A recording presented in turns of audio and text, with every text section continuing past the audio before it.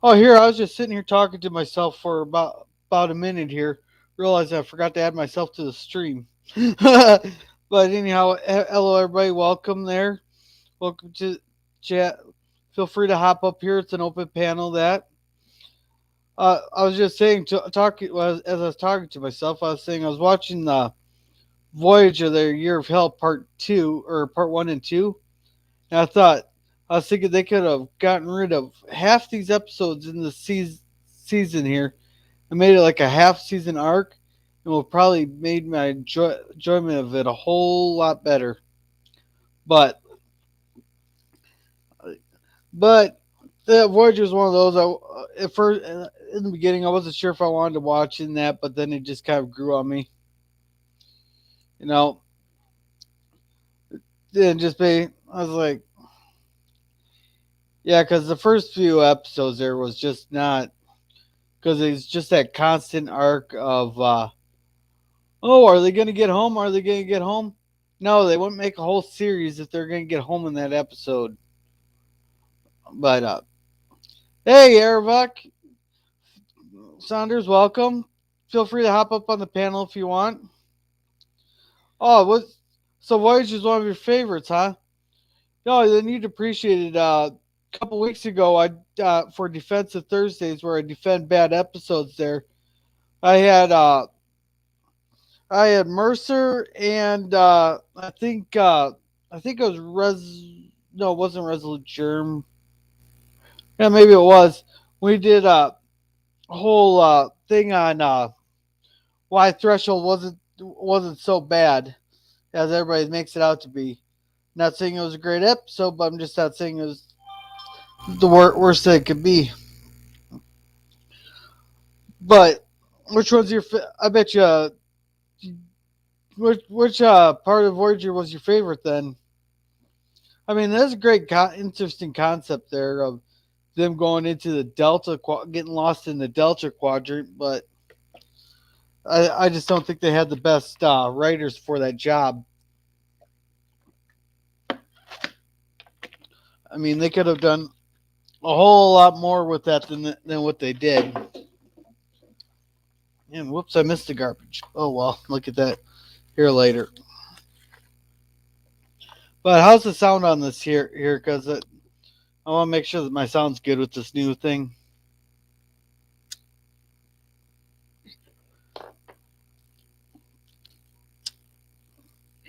Like all you gotta do with Threshold there is turn off your brain. Really, don't just ignore the kind of the bad sciences in it. It's a very interesting concept, and but I still don't believe that. Oh, they can get up to like warp 9.979 or whatever it is, something like that. But yet, as soon as they cross into a 10, the warp 10, the threshold as they call it. Gosh, I should take a shot every time I say threshold here.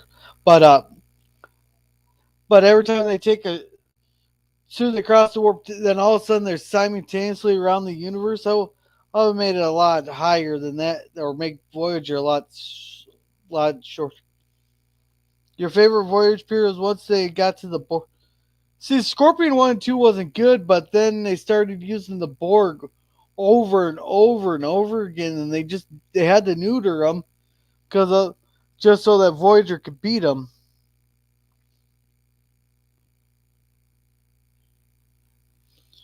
Well, that didn't bother me them using the holodeck to determine what was wrong with the shuttle because we kind of already do that now with computers. Is we'll run simulation after simulation to see what would happen and stuff. So that we already do that with computers by running simulations there, and they already know how the shuttlecraft works. So they know what the stress points would. They found they're using the holodeck to figure out what their stress points were on the or where it was breaking apart at, which it turned out to be the nacelles, which makes sense because there's just kind of like a thin piece of metal connecting the nacelles to the actual shell pod, unless I'm remembering my designs wrong. But yeah, but I wouldn't say that'd be reaching. What was reaching is him mutating into a lizard.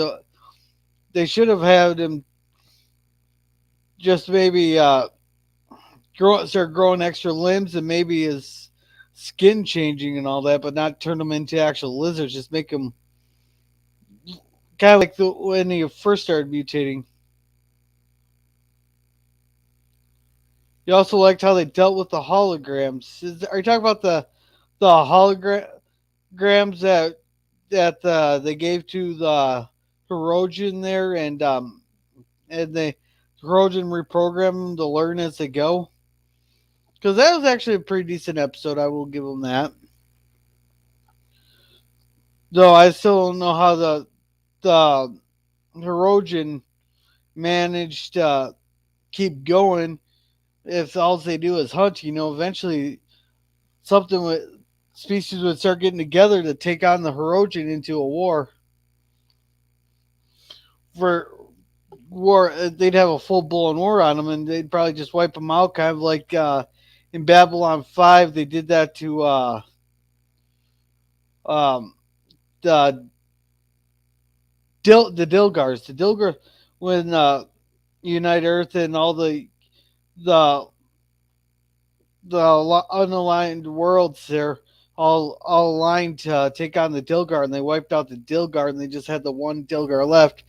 I'd have a feeling if the that if it was in reality there that that species would gain up, become allies there, and then become and just wipe out the erosion. Yeah, stuff like that. When a group of alpha quadrant holograms had to fight for their existence. Yeah, well, that's why you don't program your AI to learn as it goes. You keep learn, which comes to think about it, they actually do have AIs that they there's a pro. We actually had an AI program that they of two AI programs that they made talk to each other. Eventually, they had to shut it down because the AIs became so smart. They developed their own language, and they had to shut it down for that. There's another AI program. I can't remember what the name of it was, but they had people from across the internet talk to it so that it learn as it goes. But then after a month, all it was doing was sitting there swearing and making racist comments, so they had to shut it down. I forgot that episode. I think I'll watch it tonight. Are you talking about the hologram ones that you're going to watch tonight?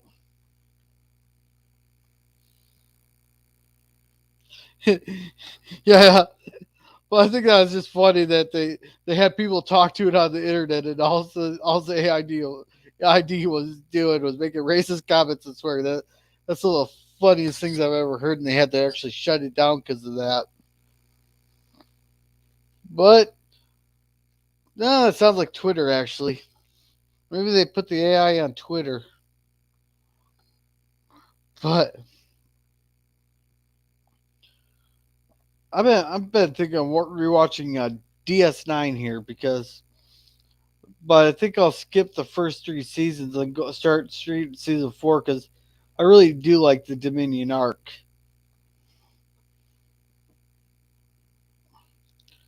Yeah, the one where the Joran hologram is their leader. Yep, and he leads they steal a ship in there, and then they lead a revolt there. But yeah, but I think the the writers of DS9 did it right there, where they didn't overdo the war stories all that much, but they also waited until the end of the series to do the war, so that we cared about the characters versus Discovery, where they started the war in the very first episode, where we don't even care about the characters. Hell, I still don't even care about the Discovery characters, but that's a whole different song. because I learned not to care about them in the first season there. But I think most of my bias leans towards I had to read. I tried watching it while I was at work, and I had to read half the episodes, and I was like, oh, and it was way too dark for me to even see anything of what's going on. And I was like, screw it. I didn't want to. I don't want to watch something that I have to read half the episode for, and I want to be able to at least see what's going on instead of it just being so dark. Because that's almost like a show you have to watch at nighttime there. Because if you have any kind of light, you can't see anything. But Ervik, what's your thoughts on the Unimatrix episodes? Yeah, they seem to do things out of order on Discovery, but I enjoyed the last two episodes. Oh yeah, the whole 10C thing that was actually very interesting. We did, Salty had some good points on that. It's a whole new kind of life form. It's one of the few species that weren't humanoid on there, which is nice to have some non-humanoid races because I can see why they do humanoid because it's a lot cheaper. Just throwing on some Matrix. You thought U Matrix was awesome? I don't know. I still find it hard to believe that it took them that long to figure out how to get into the Unimatrix or to destroy it. Hell, the way the Borg, they I'm surprised they wouldn't just sacrifice the Borg that were part of it. Yeah, didn't it come out like 6 years before the Matrix or something like that? So I still got to watch the Matrix. I haven't watched it, but I've heard good things about the first three movies, and then after that, I didn't. I heard all I was hearing about crap from that, but that was mostly from LDG. But I'm not nearly invested in the Matrix as he is, so he probably feels about the Matrix the way I feel about DS9. Which, oh shit, I'm tired. Okay, I got three people watching and only Ervik's chatting. Pop in and say hi, or you guys can pop up on the panel. It's an open panel. But another good thing they did with DS9 is we finally got to see the big fleets there. The first three are good. I haven't watched the new one. Yeah, well, if you're invested in it, I got recommended to skip it. If you're not invested in it, go ahead and watch it.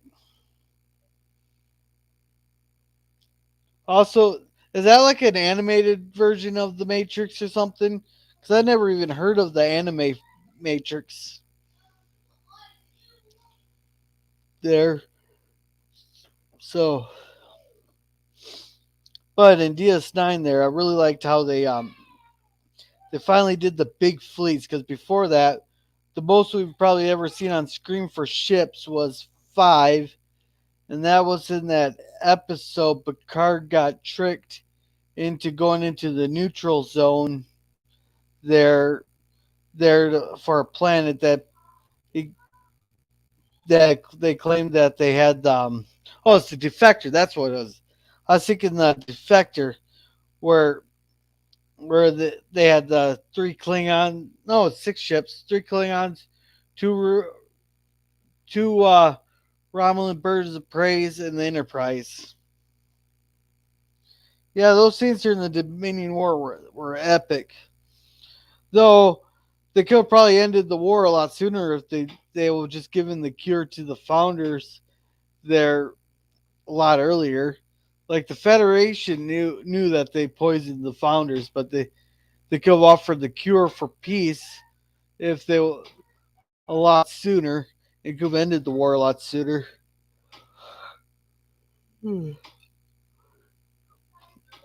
But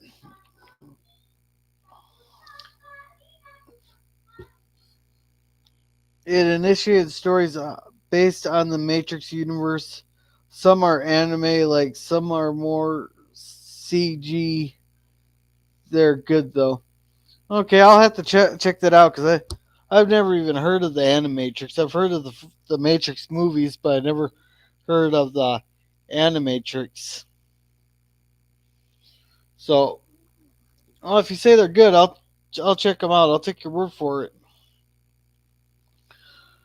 So, but going back to DS9 there, I the one thing I don't never quite got, but I suppose they couldn't make the story. The Breen had this powerful weapon that could just instantly knock out the entire computer system of the ships in one shot.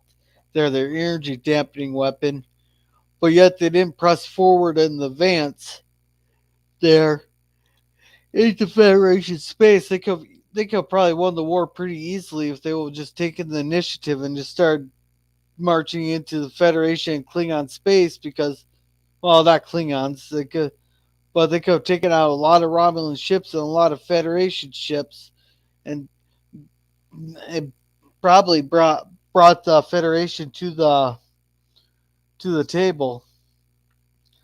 But they did take the initiative there.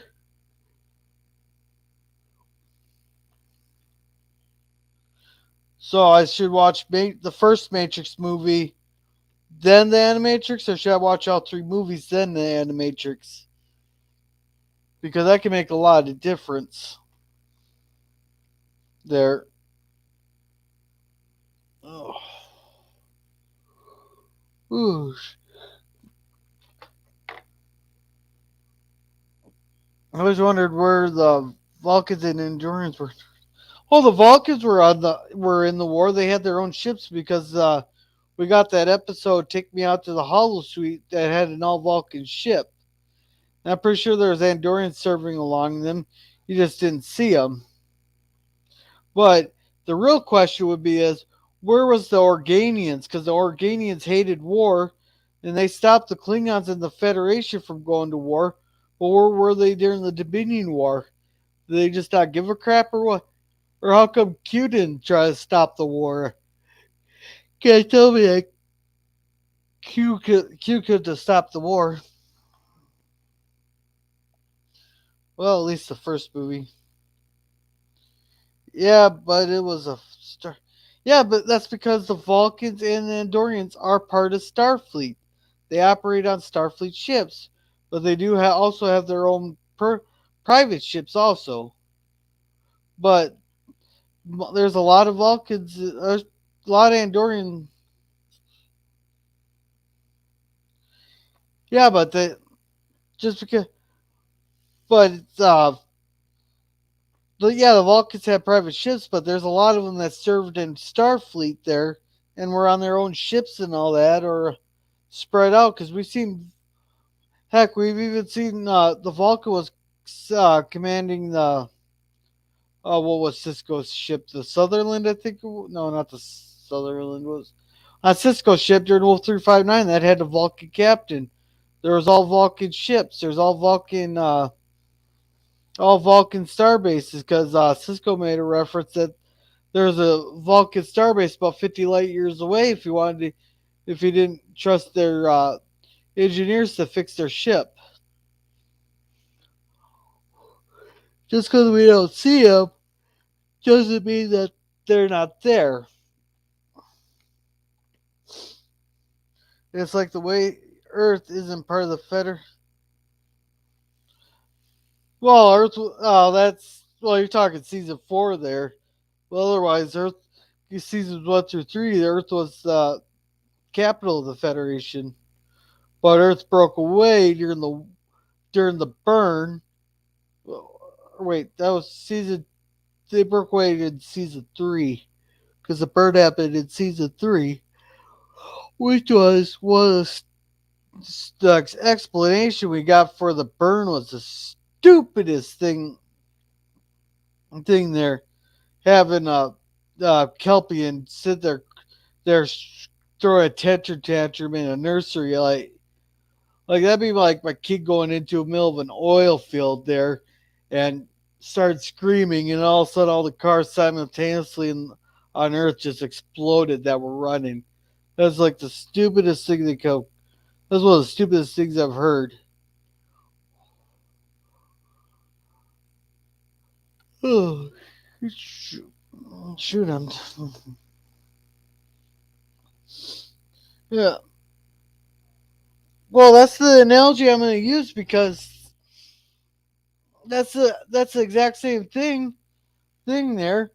Because they could at least come up with like a better explanation. Like there was some kind of like they could have done something along the lines of like Praxis exploded.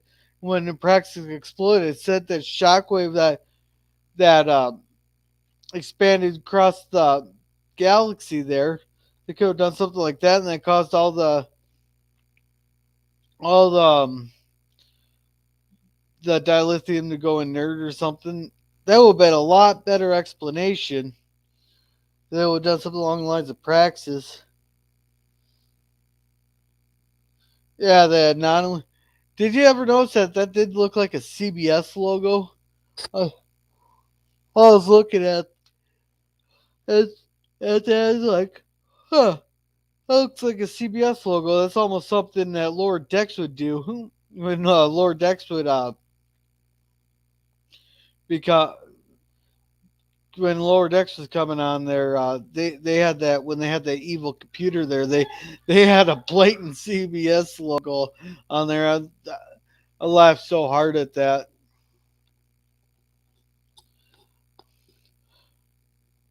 But but then in the last episode of Discovery, there they had oh god, they had Stacey Abrams show up. You know, it's like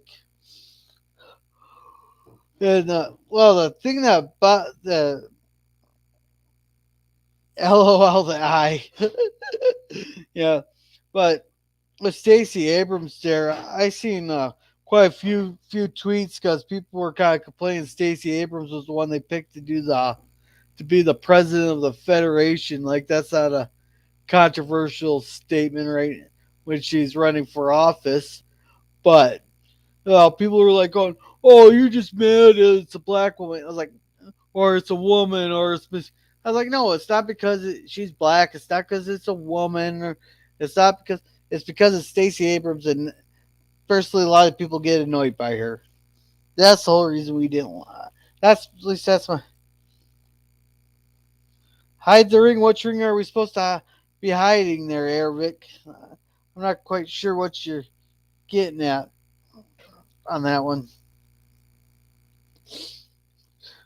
but yeah, yeah, I don't know what you mean by hide the ring, but see, I didn't even know who she was. Oh, you didn't know about Stacey? You didn't know who Stacey Abrams was? No, she's the poster boy for the DMC. Yeah, she's the one that claims that her whole election was stolen, but heaven forbid anybody says anybody else's election was stolen, and all of a sudden it's like you're full of shit. You're full. That didn't happen. I was like, hey, if you think your election's stolen, have the recounts, have the audits, and all that. The ring from the ISR. Oh, okay. I got you. Actually, come to think about it, it did kind of look like that, only a different color. So they stole Lord of the Rings ideas.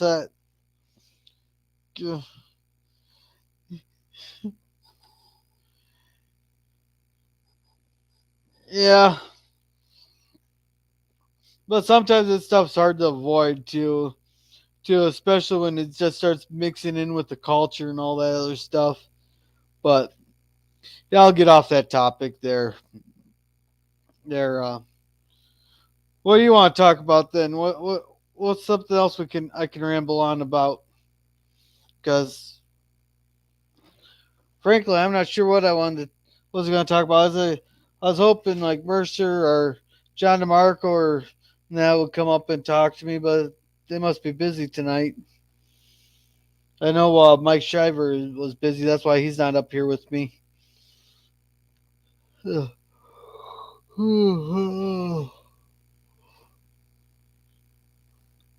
Man, I was going good in here all day until I just came home. Home, I even went to bed early last night. Jesus, but anyhow,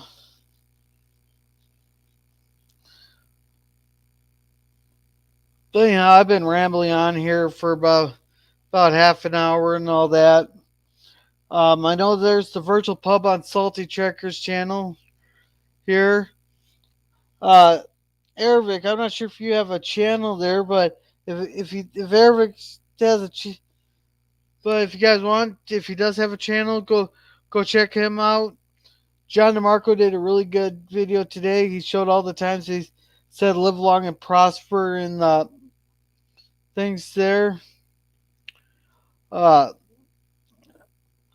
there they had a really interesting history with R&R today, with where they were talking about the trials of witches and stuff. So make sure to check out History with R&R.